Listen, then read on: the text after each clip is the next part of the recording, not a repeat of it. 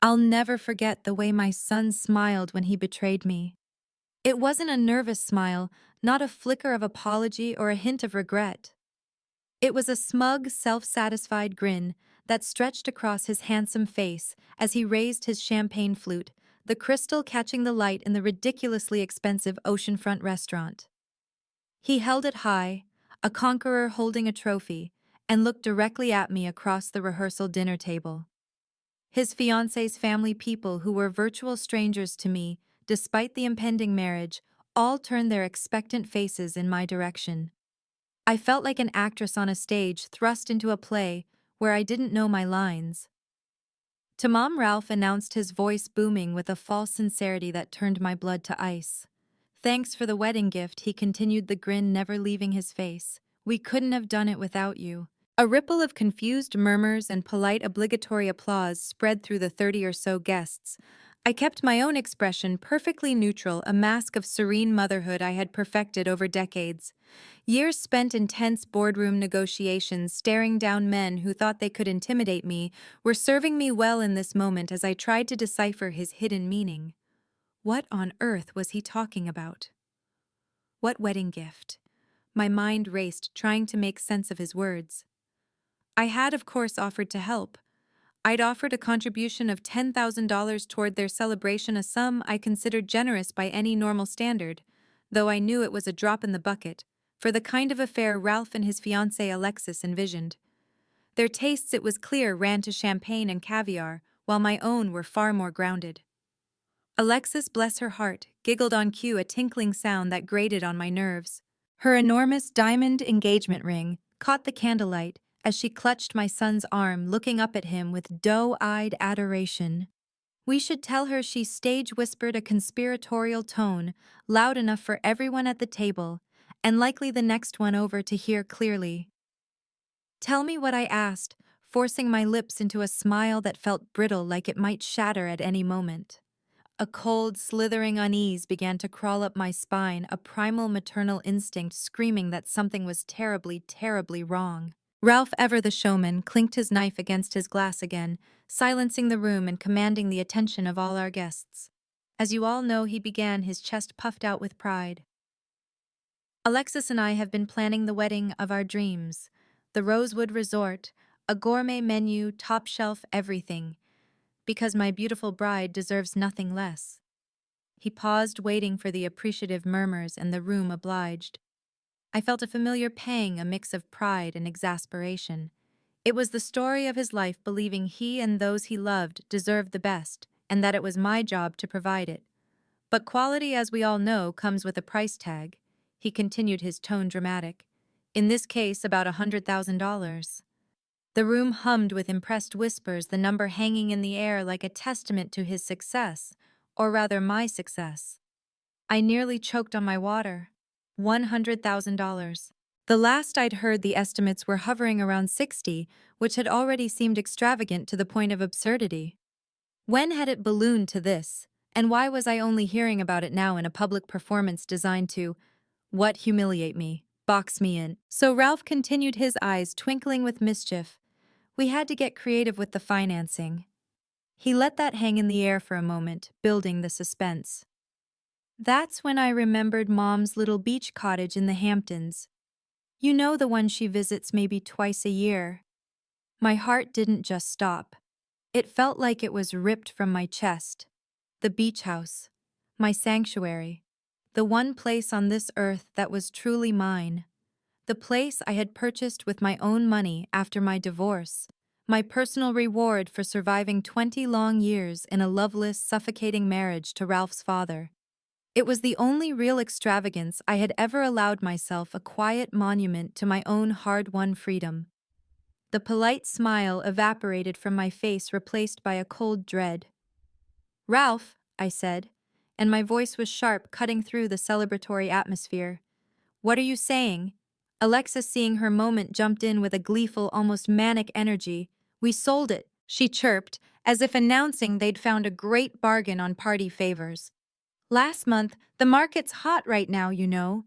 We got almost twice what you paid for it 15 years ago. The room began to swim before my eyes, the smiling faces of strangers blurring into a grotesque watercolor painting. The sound of the ocean crashing just outside the restaurant windows seemed to roar in my ears. You sold my house? The words were a hollow echo of my own voice. Ralph had the audacity to laugh, a casual, dismissive sound, as if I'd just made a clever joke. Technically, Mom. But come on, he said, leaning forward. We all know you were planning to leave it to me anyway. We just accelerated the timeline a bit. A bit. That one little phrase echoed in the sudden cavernous silence of my mind. A bit. My voice was barely a whisper. How did you even... His smile turned sly. Remember when you were sick last winter and I helped you with some of your paperwork? He said, his voice dropping to a confidential tone that still carried across the table. I held on to that power of attorney, figured it might come in handy someday. He then had the nerve to wink at his future father-in-law, who chuckled, actually chuckled, as if my son's cunning theft was a sign of admirable resourcefulness. I felt a surge of white-hot rage that was so pure, so potent, it almost cleared my head. That was for medical decisions, Ralph. I managed to say, my throat constricting around the words. Not for... But he was already talking over me, raising his glass higher, reclaiming his audience. So, let's toast to Mom's incredible wedding gift, he announced grandly. The best part is, she didn't even have to shop for it. Laughter, genuine and appreciative. This time rippled through the crowd as glasses clinked together in a symphony of my own personal ruin. Only Alexis's mother, Jennifer, seemed to sense the profound wrongness of the situation. I saw her eyes dart uncomfortably between my frozen, smiling face and her daughter's triumphant one. A flicker of something. Was it pity? Concern in her expression before she looked away. I stood up, the legs of my chair scraping harshly against the hardwood floor, a sound that felt as violent and jarring as the emotions ripping through me. "Excuse me?" I murmured to no one in particular, my voice a strained whisper. I turned and walked toward the restrooms, my legs feeling like they belonged to someone else, threatening to buckle with each deliberate step.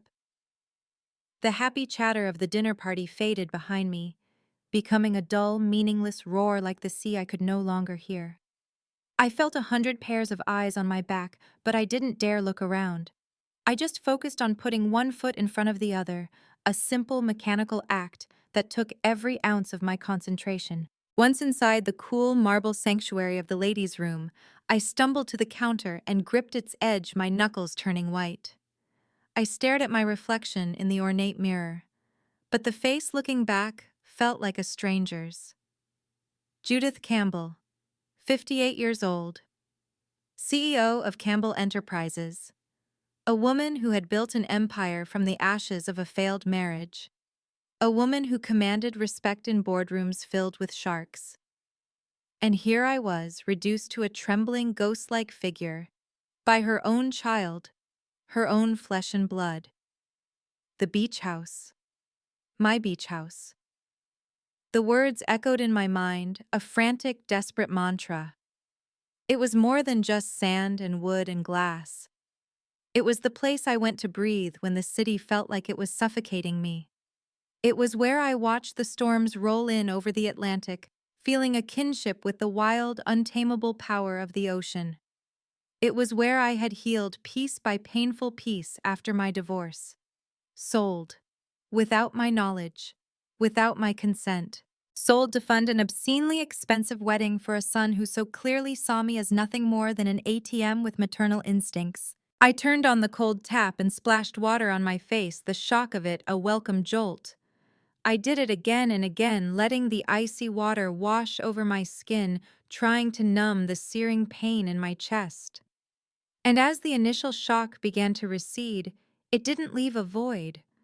It crystallized into something harder, something colder, something I had never in all his 32 years allowed myself to feel toward Ralph.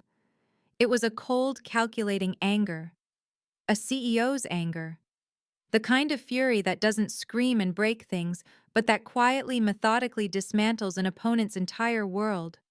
Because as the fog of betrayal began to clear, a critical detail emerged from the depths of my memory. There was something my darling, clever son didn't know. Something buried so deep in legal paperwork and corporate filings that his superficial grasp of my life would have never uncovered it. Something that would not only wipe that smug smile clean off his face, but would likely destroy the very wedding he'd so callously funded with my life's sanctuary. The beach house wasn't actually in my name. For tax purposes, on the advice of my very shrewd accountant, I had transferred legal ownership to Campbell Enterprises years ago. It was a corporate asset, a detail buried in the fine print of trusts and holding companies' paperwork Ralph wouldn't have had access to.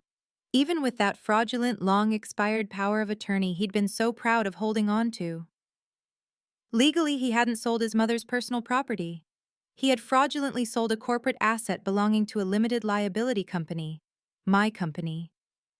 The implications of this realization hit me with the force of a physical blow, but this time it was a blow that steadied me, that filled me with a terrible and potent strength. He hadn't just betrayed his mother. He had committed a felony against a corporation. And that was a language I understood far better than the messy, heartbreaking dialect of a mother's grief. I straightened my jacket, the expensive fabric of familiar armor. I opened my purse, took out my lipstick, and reapplied the bold red slash with a steady hand. My reflection in the mirror no longer looking like a victim, but like a predator. A plan was already forming in my mind, its cold, sharp edges taking shape with terrifying clarity. For years, I had made a terrible mistake. I had raised my son to believe he was entitled to everything I had, that my success was his birthright. I had cushioned his falls, paid his bills, and smoothed his path until he had no concept of consequences, no understanding of boundaries. That was my failure, my greatest mistake as a parent. But I would not compound it by letting him steal from me, by letting him destroy the one thing that symbolized my own identity outside of him. When I returned to the table, the polite applause had long since died down. The conversation had resumed its cheerful hum. I slid back into my seat, and this time the smile I wore was entirely my own. It was a smile that didn't reach my eyes, a silent promise of the storm that was to come. I picked up my champagne flute, the same glass my son had used to toast my ruin, and held it high. The room quieted once more, looking to me. To the happy couple, I said, my voice clear and steady, ringing with an authority they couldn't possibly understand. I looked directly at Ralph, directly at his smiling, smug face. May you get exactly what you deserve. And the morning after the rehearsal dinner, I called in sick to my own office for the first time in 15 years. My executive assistant, Barbara, a woman who knew the rhythms of my life better than anyone, was instantly on alert. Her voice, usually a model of professional calm, was colored with genuine concern. "Everything all right, Judith? You never miss work." I looked around my pristine home office, the New York City skyline, a silent, steely witness through the floor-to-ceiling windows. "Just taking a personal day, Barbara," I replied. My own voice carefully neutral, betraying none of the glacial fury that had settled in my soul overnight. "Could you please send me the complete digital file on the Hamptons property and connect me with Marcus in legal? Tell him it's urgent." While I waited for the files, I poured myself a strong cup of black coffee, the bitter taste a welcome anchor in the storm of my thoughts. The numbness of the previous night had completely worn off, replaced by a simmering rage I hardly recognized in myself. For decades, I had been the peacekeeper, the provider, the one who smoothed things over.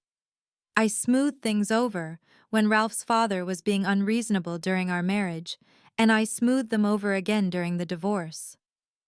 I smoothed over Ralph's academic struggles in college, his questionable career choices, his mounting credit card debt. When had that constant smoothing translated into becoming a doormat? When had my love and support curdled into a sense of entitlement so profound that my son felt he could steal my soul's sanctuary and toast it like a victory? My laptop pinged with an incoming email from Barbara. The property documents. I scanned them quickly, my eyes flying over the legal jargon, confirming what I already knew with a grim sense of certainty. The beach house, my beloved cottage, had been legally and irrevocably transferred to Campbell Enterprises 5 years ago as part of a complex tax strategy. Ralph's name appeared nowhere. Not on the deed, not on the title, not anywhere. He was a legal ghost in the history of that property. My phone rang the display showing Marcus's name. "Morning, Judith. Barbara said it's urgent." I took a deep, steadying breath. "Marcus, I need your complete and total discretion on this," I began, and then I laid out the entire sordid situation in cold clinical terms, as if I were discussing a case of corporate fraud committed by a stranger, not the devastating betrayal of my only son. When I finished, the silence on the other end of the line was profound, followed by a low whistle that echoed through the speakerphone. "Judith," he said, his voice a mixture of shock and professional excitement. "That's not just one crime. That's actually several. Fraud, forgery, and possibly elder abuse given the circumstances." I bristled at the term. "I'm hardly elderly, Marcus," I said dryly. "Legally speaking," he countered, "taking advantage of a parent over 55 can qualify. But the main issue here, the cleanest one, is the fraudulent sale of corporate property. Have you confirmed the sale actually went through?" "Not yet," I admitted. "That was my next call." "Don't make it," Marcus advised immediately.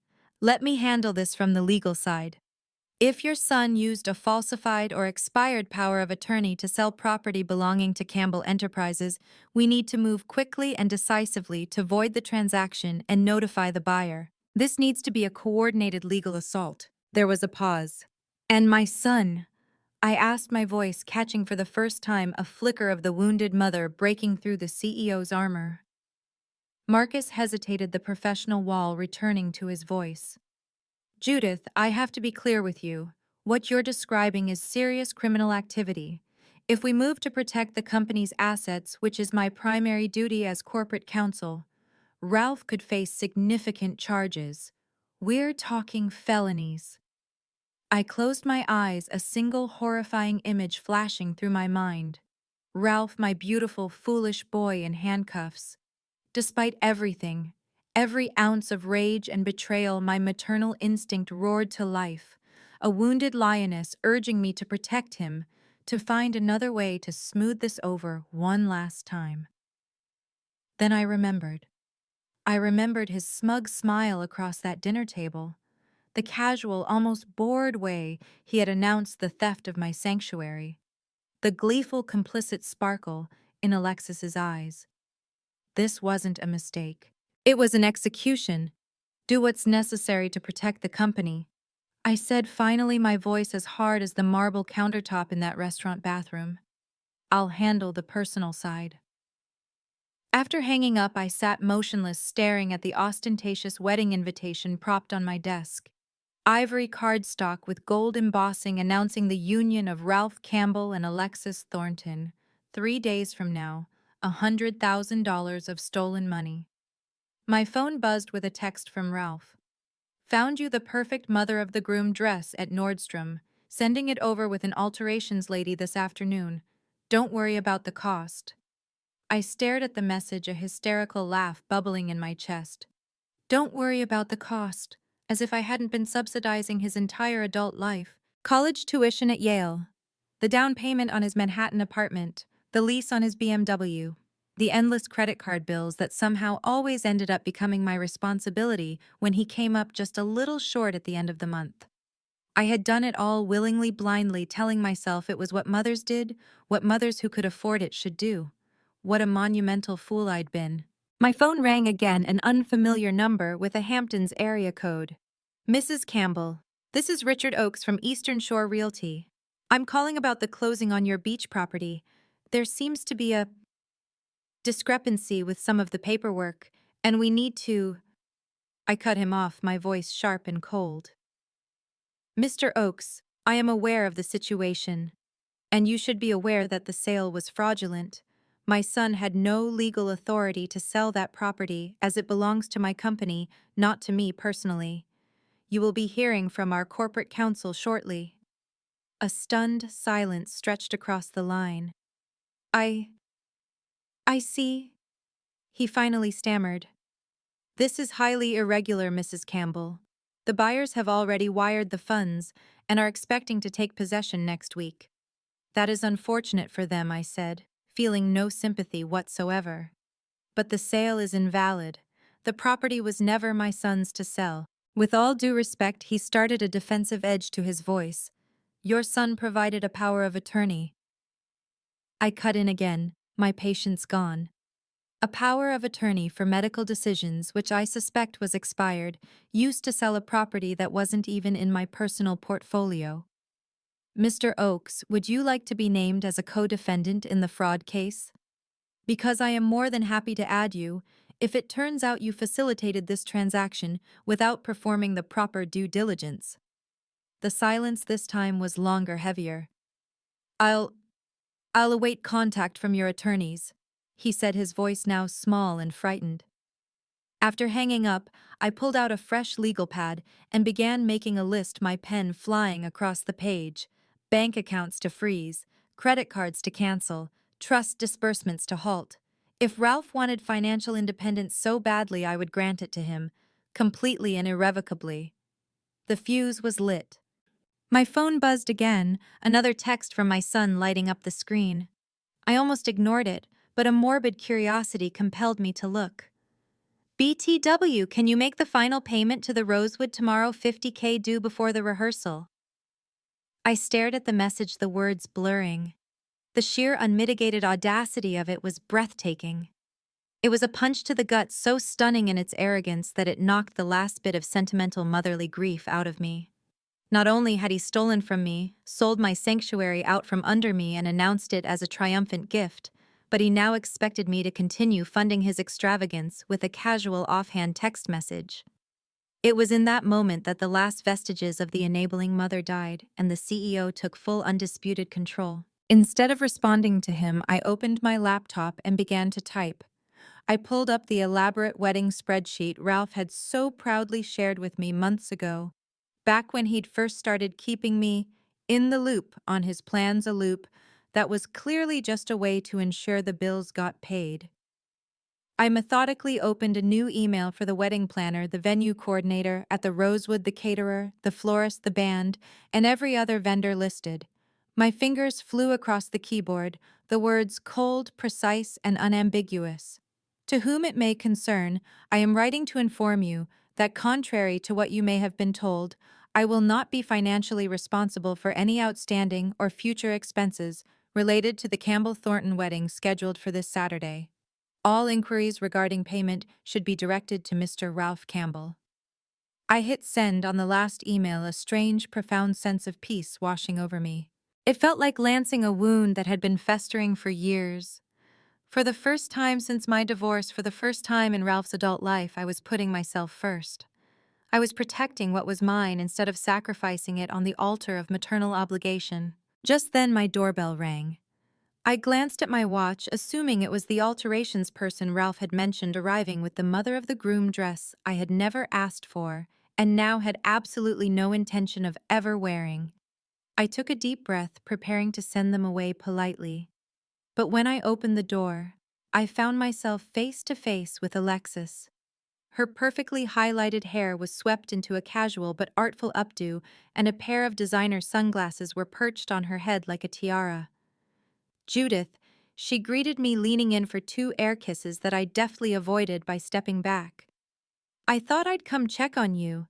You left so early last night, we were worried you might be coming down with something." Her tone was dripping with saccharine concern, but it didn't reach her calculating eyes. Her eyes were scanning my face, assessing my expression for signs of the anger she clearly and correctly suspected I was feeling. "How thoughtful of you, Alexis," I replied, my voice smooth as glass. I made no move to invite her in, leaving her standing on my doorstep. "I'm fine. Just taking a day to process things." Her practiced smile faltered just for a second. "Process. Oh, you mean the beach house," she said, recovering quickly. "I do hope you're not upset about that. Ralph assured me you'd be thrilled to contribute to our special day in such a meaningful way." "Did he now?" I tilted my head, studying the young woman who thought she was about to marry into a lifetime of effortless wealth and privilege. "And what else has Ralph assured you of, Alexis?" I asked, my voice soft. "That I'd pay for your honeymoon to the Maldives, your first home together, college tuition for your future children." Her smile became brittle, a fragile, painted-on thing. "Well," she stammered, "he did mention that you've always been incredibly generous, that you understand the importance of family."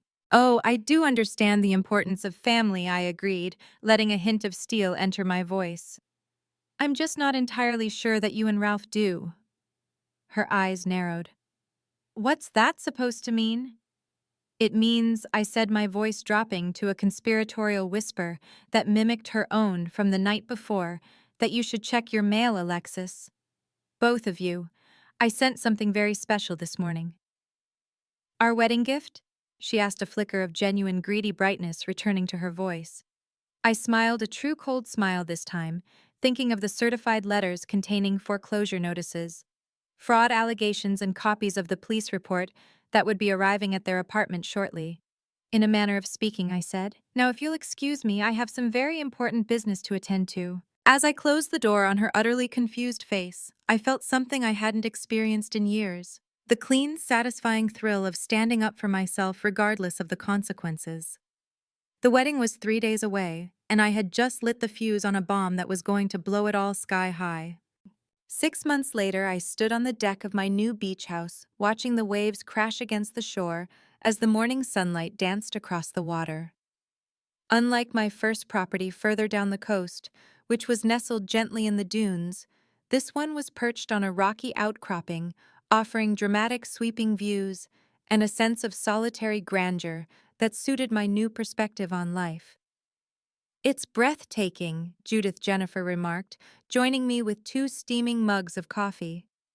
Our weekend retreats had become an unexpected tradition over the past few months, a friendship forged in the crucible of our children's mistakes, one that neither of us had anticipated, but both now cherished. "Worth every penny," I agreed, accepting the coffee gratefully, though my financial advisor nearly had a stroke when I told him I was purchasing a second beach property. Jennifer laughed, a genuine warm sound. "The benefits of being answerable only to yourself." And that was the heart of it, really. The freedom I had claimed in those terrible days. The first beach house remained mine, its quiet sanctuary slowly healing from the violation of Ralph's betrayal. But this new place represented something different. It wasn't about recovery, it was about growth. A choice made not in reaction to a loss, but in celebration of a possibility. The possibility of a life lived entirely on my own terms. My phone buzzed with a text from Barbara. "Quarterly reports finalized. Everything looking strong. Enjoy your weekend off." In the months since Ralph's plea agreement, Campbell Enterprises had thrived under my refocused leadership. Freed from the constant emotional and financial drain of enabling my son, I had channeled that energy into strategic initiatives that had expanded our market share and increased profitability. "Any word from Alexis?" I asked Jennifer, who was scrolling through her own messages. "She's settling into the London office nicely," Jennifer replied with a proud smile. The transfer was exactly what she needed, a fresh start away from all the gossip. After the wedding was officially called off, Alexis had retreated to Martha's Vineyard before requesting a transfer to her company's London branch. The move had been transformative, giving her the space to rebuild her identity beyond being Ralph Campbell's jilted fiancé. And Ralph, Jennifer asked carefully, her gaze softening. "How is he managing?" I sipped my coffee, considering the question. "He's making progress," I said honestly. Slow, uneven progress, but progress nonetheless. The past 6 months had been a trial by fire for my son. After losing his job at the investment firm, he had struggled to find comparable employment with a felony fraud charge on his record. Eventually, he had secured a low-paying position at a small financial literacy nonprofit, ironically doing work similar to the community service his plea agreement required. His Tribeca apartment was a distant memory, replaced by a modest one-bedroom in Astoria. His BMW had been sold to help make restitution payments. His life was a humbling existence compared to his former lifestyle, but it was one he was gradually painfully adapting to with more grace than I would have ever expected. He's asked to visit the original beach house, I told Jennifer, voicing the dilemma that had been weighing on me. Not to stay just for dinner. He says he wants to apologize properly in the place where it all began. Jennifer raised a perfectly sculpted eyebrow. And you're considering it? I admitted, surprised at myself. 6 months ago, the thought of him setting foot there would have been unbearable. But now you're secure enough in your boundaries that his presence won't threaten them, she finished for me, her perception as sharp as ever. Something like that, I agreed. The question is whether it's too soon for him, not for me. Is he genuinely remorseful? Or is this just another manipulation? So test him, Jennifer suggested simply. Set clear, non-negotiable conditions for the visit. See if he respects them. That evening I called Ralph.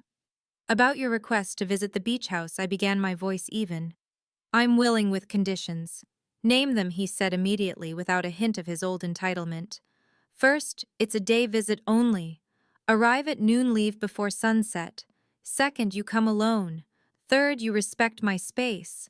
No wandering through rooms uninvited.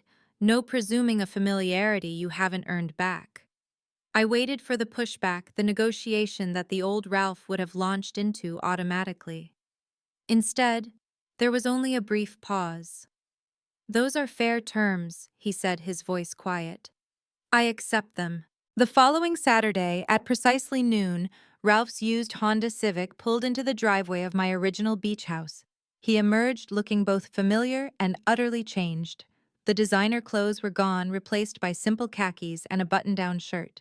His posture was less arrogant, more grounded. He carried a small gift bag and a bouquet of wildflowers.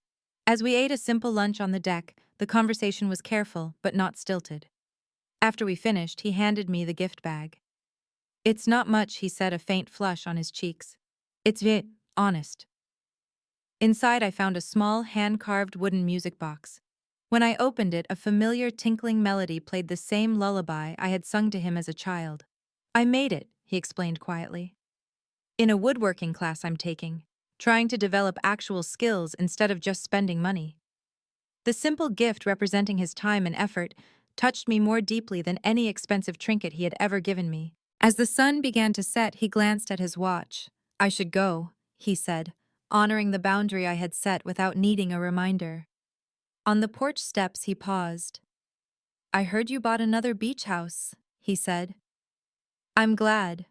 Not because this place was tainted, but because you deserve to have as many spaces as you want that are just yours. I understand that now. I think what I took from you wasn't just property. It was sanctuary. The simple, profound insight was proof that his journey was real. As his car disappeared down the driveway, I returned to the deck, watching the last sliver of sun sink below the horizon, feeling not triumph, but a quiet, hopeful peace. It's been a long and painful journey, and the scars are still there. But what I've learned is that sometimes the most loving thing a mother can do is to stop protecting her child from the world and allow them to face the consequences of their own choices. It's not about revenge or punishment, it's about respect. Respect for yourself, for your boundaries, and for their potential to become better. If you've ever felt taken for granted or had to fight to reclaim a part of yourself that you'd lost in a relationship, please share your story in the comments below. Your experience could be the light that helps someone else find their way out of the dark. And if my story resonated with you, please consider liking this video and subscribing to the channel for more stories about finding strength in life's most difficult moments. My beach house, my life, my terms, at last.